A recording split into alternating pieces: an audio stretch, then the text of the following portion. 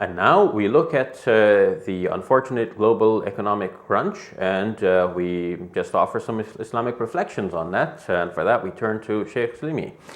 Tell us about your thoughts on this global economic crisis. Well, this crisis was expected to happen, and the reason is it's natural that if people live beyond their means, they will have a crisis at a certain time. Now, we notice in elections in Canada, in the US, the candidates repeating constantly that we've been living beyond our means. We've been stretching ourselves thin.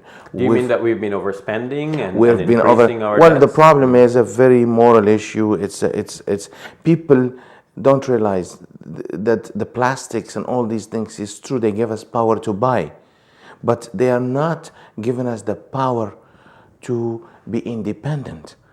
And independence is the best wealth you can have, financial help. So from our Islamic perspective, I would say Christian perspective, Jewish perspective, based on the revelation of the Torah, the Gospel, and the Quran, can we offer something to the world? Yes, indeed we can. Because faith does remind us of the principles. And one of the principles is live according to your means. Don't overstretch yourself.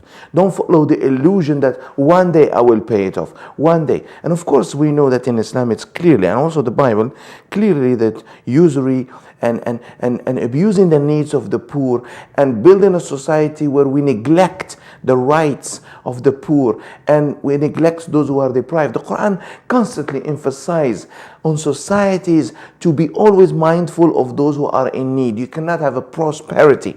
You cannot go and move forward by using or abusing the needs of the poor people. No, that's why the riba, the usury system, of course, has been clearly condemned by the Quran in a way that reminds people of their duties and responsibilities. It encourages profit making, business, investment, rather than making money out of money. That is very clear. I mean, no jurist would refute that there is a solution. And the solution is you invest in people, you invest your wealth and your potential and whatever you have to offer in a way that is in a collective manner will lead to collective welfare rather than individual welfare. And we noticed here recently that this crisis is happening. We see that people benefiting big time and masses of people are losing their homes. It's so sad. We don't want to see this. So, but how do you control this? Because the very nature of capitalism is to encourage the individual to invest and to earn a profit. And you did say that Islam encourages the individual to invest and to earn profits. And at the same time, it seems that it is this unmitigated capitalism that gives rise to the present result which we are noticing. But how do you control capitalism to make sure that the rights of, let's say, the common people or the poor people are at the same time not neglected in this urge for profit making? The beautiful thing, and I like your question here, because notice Barack Obama, many presidential candidates, many politicians running for elections, they are emphasizing on the government taking ownership of some sectors.